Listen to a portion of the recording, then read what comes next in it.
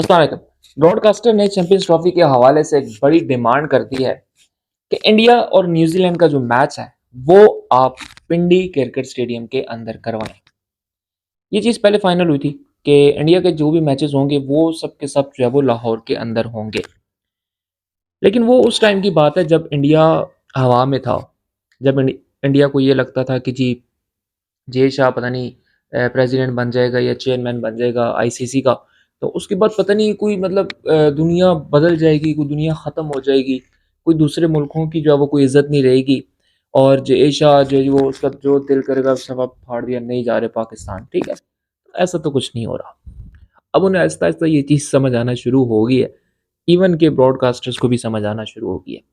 तो अब ब्रॉडकास्टर्स ये कहते हैं कि यार देखो हमारा सारा जो है ना वो बोरिया बिस्तरा लाहौर में ना रखो, क्योंकि देखें बाकी जो भी मुल्क है ना उनके मैचेस और इंडिया के मैचेस के अंदर बड़ा फ़र्क है।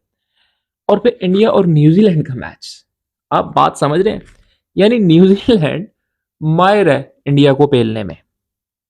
मतलब वो उसकी ना इंडिया को देख के वो वैसे ही उसको नीली वर्दी से कुछ चिढ़ है। मतलब वो वैसे ही नीला रंग देखता है ना तो वो उसको पता नहीं कुछ समझ नहीं आती, ठीक है।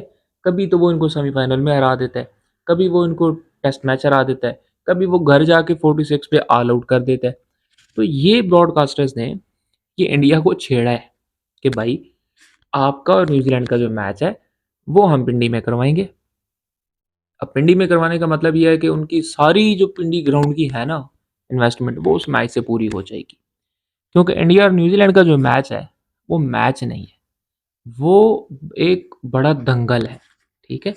और ये पाकिस्तानियों को भी पता है, ये इंडियंस को भी पता है। तो इसलिए ये मैच उम्मीद है कि शिफ्ट हो जाएगा इंडिया का एक रावलपिंडी।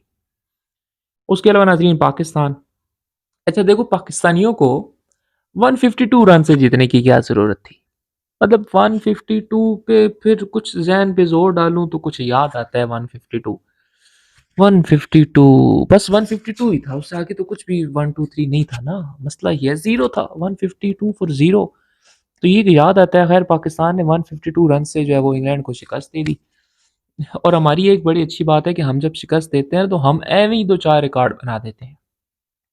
मतलब कोई 50 साल के बाद ऐसा हुआ कि 20 के 20 खिलाड़ी स्पिनर्स ने आउट किए।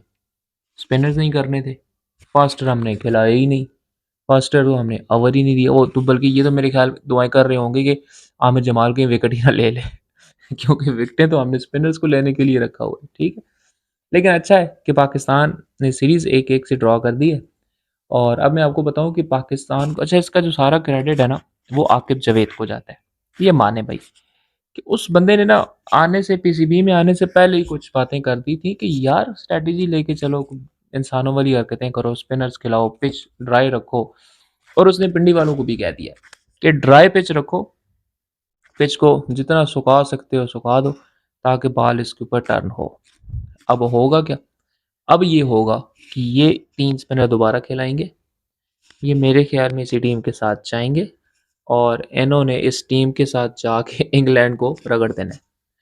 और अब यही चांसेस है कि पाकिस्तान ये सीरीज जीत जाएगा। मैं आपको ये बात बता दूं, क्योंकि पिच जिस तरह की आकिब जावेद बनाने जा रहा है, ये पिच इंग्लैंड के लिए अजाब होगा। ये इंग्लैंड को दिन में तारे दिखाएगी। ये उनकी वो ड्राइविंग श्राइविंग जो है ना रूट की कवर ड्राइव वो उसकी सारी बढ़ जाएंगी, ठीक है। उसके अलावा जी पाकिस्तान और इंडिया का मर्जिंग कप का कल मैच है, शाम 6:30 बजे शुरू होगा। मोहम्मद हारिस जो हैं वो पाकिस्तान क्रिकेट टीम के कप्तान हैं इस टाइम, और पिछली बार पाकिस्तान ने इमर्जिंग कप जीता हुआ है, डिफेंडिंग चैंपियन है पाकिस्तान। तो अपना पहला मैच जो है वो कल इंडिया के साथ खेला जाएगा। तो ये नाजरीन अभी तक की अपडेट्स। अगर आप हमारे चैनल के ऊपर नए हैं तो हमारे चैनल को सब्सक्राइब करें। बहुत जल्द मिलेंगे इंशाल्लाह अपनी अगली वीडियो के साथ, तब तक के लिए अल्लाह।